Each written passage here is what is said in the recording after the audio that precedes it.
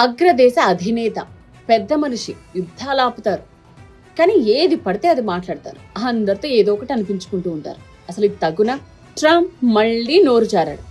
ఈసారి Italy PM Meloni మీద. మరి ఆవిడ ఊరుకుంటారా? అమెరికా అధ్యక్షుడు ట్రంప్ కి గొప్పలు చెప్పుకోవడం అలవాటే, కానీ ఈసారి లిమిట్ క్రాస్ అయిపోయాడు. ఫ్రాన్స్ లో జరిగిన G7 మీటింగ్ లో ఇటలీ ప్రధాని జార్జియా మెలోనీ తనతో ఫోటో కోసం బెగ్ చేసుకుంది లిటరలీ అని ఒక ఇంటర్వ్యూలో చెప్పాడు. నాకు అసలు ఇష్టం లేదు, బట్ జాలిపడే ఏదో దిగాను అన్నట్టుగా మాట్లాడాడు. ఇది చూశాక మెలోనీ ఊరుకుంటారా? వెంటనే ట్రంప్ వీడియో పోస్ట్ చేసి దాని మీద ఫైర్ అయ్యారు.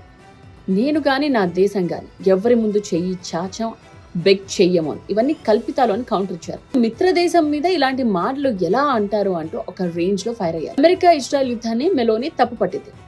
ఇరాన్ విషయంలో అమెరికాకి సపోర్ట్ చెయ్యను అని తెగేసి చెప్పేసింది. సో ఇది ట్రంప్ కి నచ్చలేదు, అందుకనే ఇలా పర్సనల్ గా అటాక్ చేశాడని చెప్తున్నారు.